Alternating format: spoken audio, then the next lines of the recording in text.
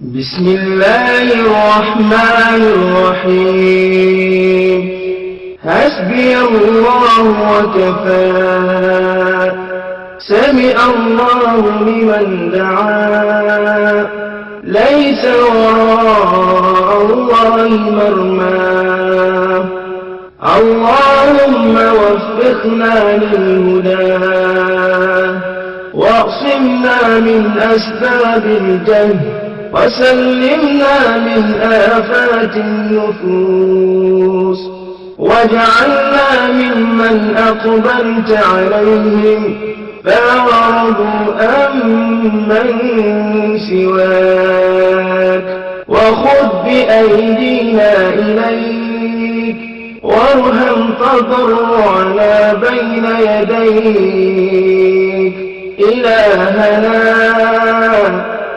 قومنا إذا وجدنا وأئنا إذا استقمنا وقل لنا ولا تكن علينا وأهلنا في الدنيا مؤمنين الطائعين وتوفنا مسلمين التائبين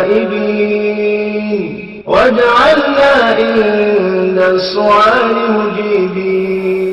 Bonjour à tous, assalamu alaikum wa rahmatullahi wa barakatuh. Merci une fois de plus d'être à l'écoute de votre frère Ismail, le conseiller numéro du groupe MPI, Mouvement Propagandiste de l'Islam, qui œuvre pour la qualité morale, intellectuelle, théologique à travers tous les mouvements spirituels. Nous essayons de peu de nos qualités, du moins islamiques, à savoir tout ce qui peut être conçu dans la logique et puis dans une certaine forme de rationalisme. Et que la paix et son salut soient sur notre prophète Mohammed sallallahu alayhi wa sallam, sur sa famille, sur ses compagnons, sur tous ceux qui œuvrent véritablement pour l'islam jusqu'au jour de la résurrection. Il est hors donc pour ce numéro, c'est un numéro un peu complexe pour la plupart de tous les chrétiens, parce que c'est un sujet qui demande plus un abord intellectuel et puis moral à la fois. Donc surtout dans ce sujet, la morale surprend plus l'intellectuel. Parce que quand nous allons entrer dans ce sujet, vous verrez que non, il n'est pas forcément, autoritaire de mettre l'intelligence au devant de la sagesse. Non, il est plutôt de mettre la sagesse au devant de l'intelligence. Donc c'est ainsi que pour ce nouveau numéro, il est intitulé Le serpent. Le serpent est, comme on le trouve, une histoire biblique et dans la bouche de certains chrétiens, c'est un récit qui se trouve dans la Bible bien ancré. Et vous allez trouver, tout d'abord avant d'arriver à ce niveau, vous allez trouver d'abord dans Jean 3, verset 24, une citation qui est la suivante. Jean 3, verset 14.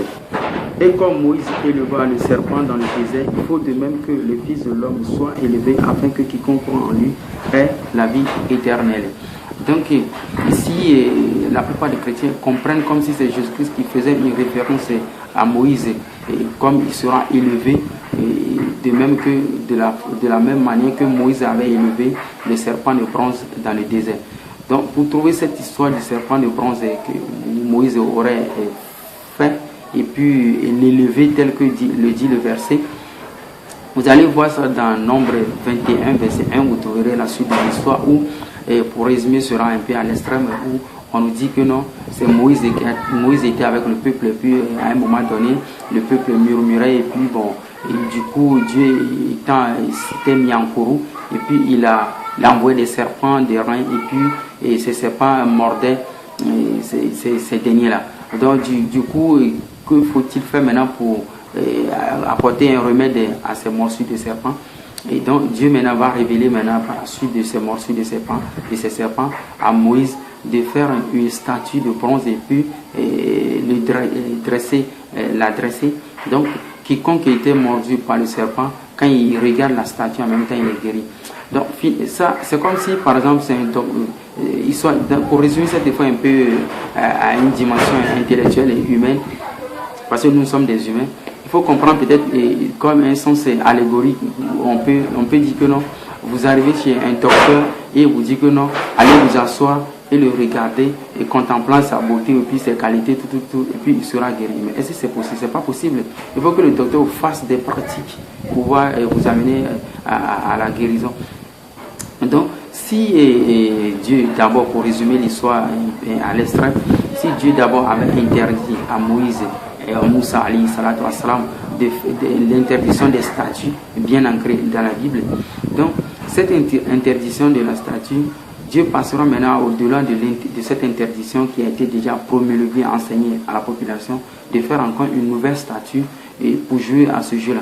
Pour nous, quand nous lisons ces épisodes, pour nous, ce sont des contes de fées ou des théâtres, parce que ça ne ressort aucune sorte de morale, ni aucun, ça n'a aucun pas lien, mais aucun antécédent ou, je ne sais pas, aucun aspect critique, dans l'aspect critique, aucun aspect, même, on ne sait pas. C'est-à-dire, c'est comme par exemple, vous voyez un enfant au bord d'une rive qui, avec une capsule, et puis il essaie de vider, il prend l'eau de la capsule et puis il fait un trou dans le sable là, et il met là-dedans. Donc vous le retrouvez, vous lui posez la question, ah mon petit, que fais-tu là? Non, l'enfant vous dit que non, il veut vider la mer avec, c'est-à-dire en faisant ce geste, pour lui c'est pour te vider la mer en versant dans ce trou là.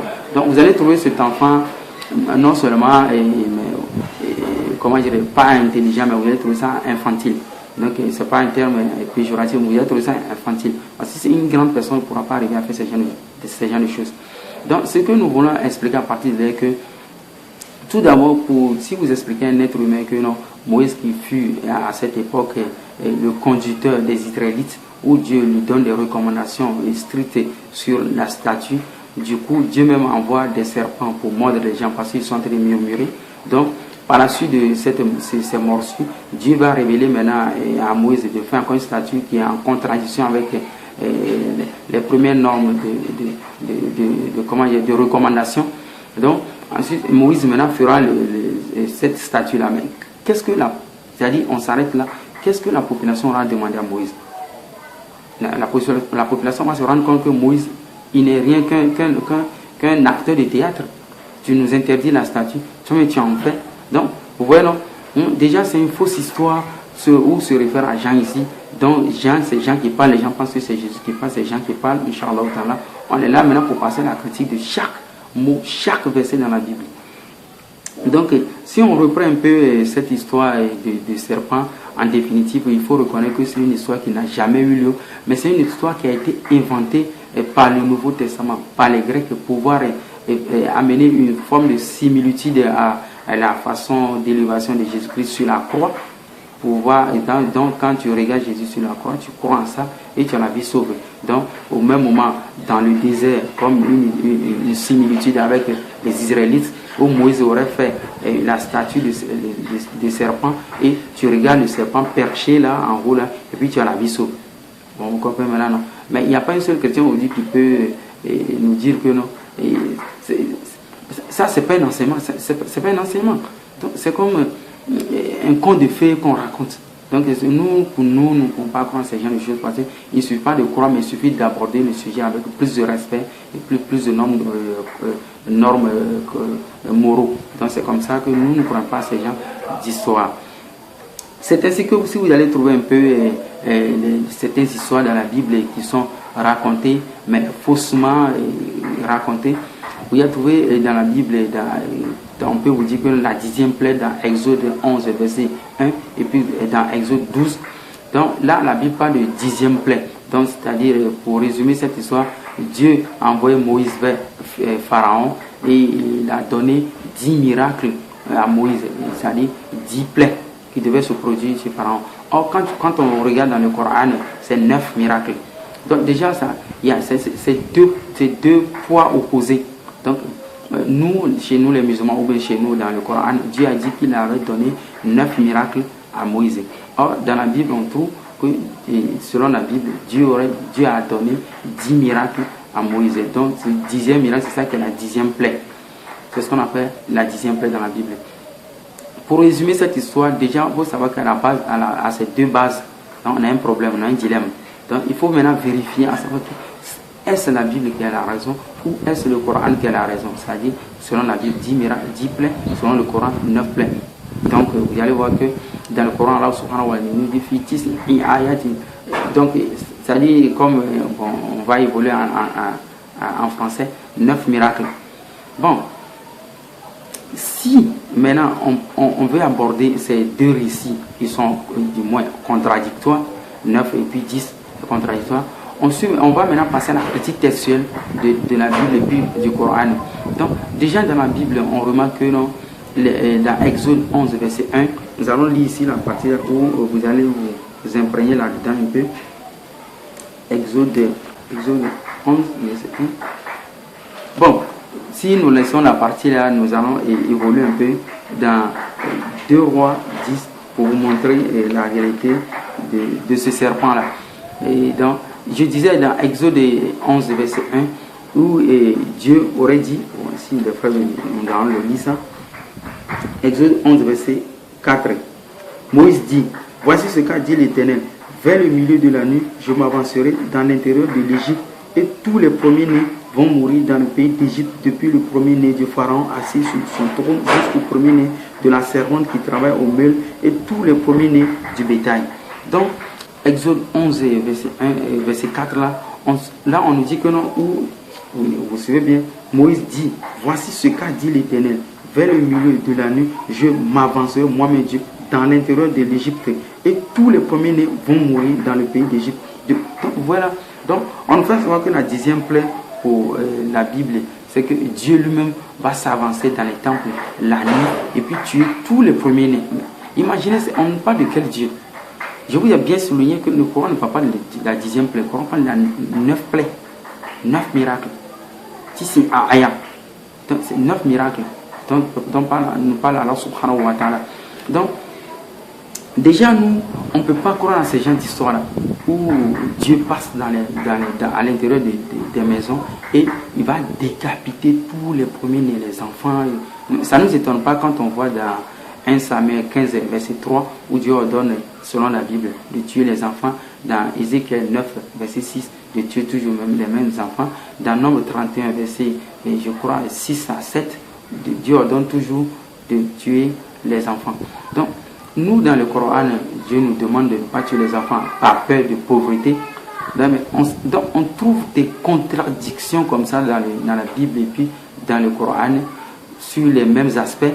Des contradictions comme ça où maintenant, c'est à nous maintenant d'aller plus à la réflexion, pouvoir maintenir la bonne place comme nous l'avons su, bien évidemment, prendre la bonne position qui est le Coran.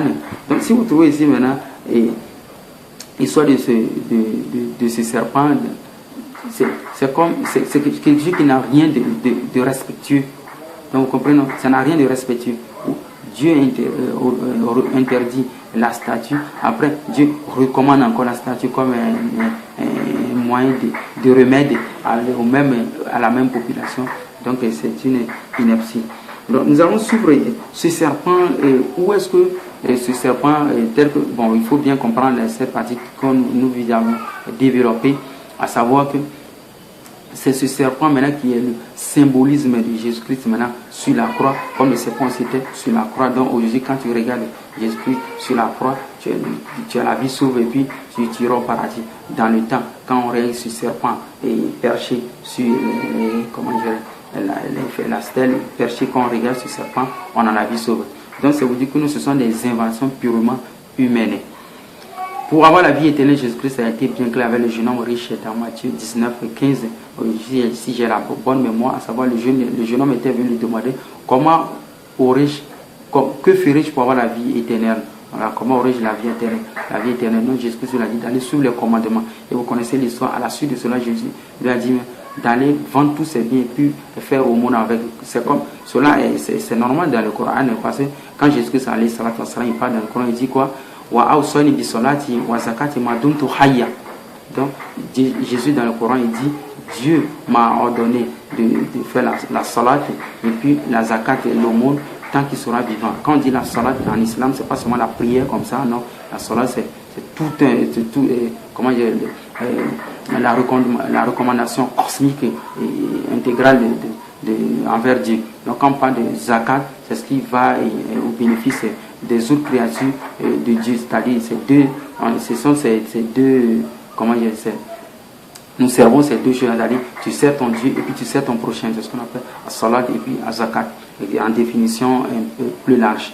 Donc cette histoire du serpent, nous allons revenir là-dessus maintenant, qui est maintenant quoi? C'est-à-dire à la suite de ce serpent qu'aurait fabriqué Moïse. On revient maintenant dans 2 Rois 18 verset 1 où il nous raconte les rois, bon, on ne sait pas qui sont-ils, ils ont écrit dans la Bible, on trouve des auteurs inconnus comme ça, on ne sait pas qui sont les rois. Eux maintenant ils nous racontent maintenant l'histoire de ce serpent qu'avait légué Moïse maintenant. Que s'était-il passé maintenant à la suite? Si ce serpent, l'histoire de ce serpent était une histoire, comment dire, une norme de salut, où était salutaire, effectivement, où était authentique, et où on pouvait se référer à Jésus-Christ d'en faire au même, comme au sacrifice sur la croix. Vous allez voir maintenant si cela sert d'un bon héritage, comment dire, un exemple à suivre dans 2 Rois 18, verset 1. La 3e année d'Osée, fils d'Éla, roi d'Israël, Ézéchias, fils d'Akaz, régna comme roi de Juda. Il avait 25 ans lorsqu'il devient roi et il régna 29 ans à Jérusalem. Le nom de sa mère était Abi, fille de Zacharie, et fit ce qui est droit aux yeux de l'Éternel entièrement comme l'avait fait David son père. Il fit disparaître les hauts lieux, brisa les stèles, coupa le poteau d'Achéra et mis en pièces le serpent de bronze que Moïse avait fait. Quand les Israélites avaient jusqu'alors brûlé des parfums devant lui, on l'appelait Néhushtat, et mit sa confiance en l'Éternel, le Dieu d'Israël, et parmi tous les rois de Juda qui vinrent après lui ou qui le précédaient, il n'y en eut pas de semblable à lui. C'est-à-dire, si on revient ici au verset 4 où ce roi maintenant qui régna maintenant, il fit disparaître les hauts lieux, brisa les stèles, coupa le poteau d'Achéra et mis en pièces le serpent de bronze que Moïse avait fait. Donc vous comprenez le cas, c'est-à-dire un truc, un élément à but salutaire pour les chrétiens aujourd'hui a servi après le départ de Moïse objet de culte païen. Vous comprenez, non? Donc ce que nous voulons expliquer à partir de là aux frères chrétiens, que c'est-à-dire on reprend un truc qui a servi de salut ou bien qui sert toujours de salut pour les chrétiens.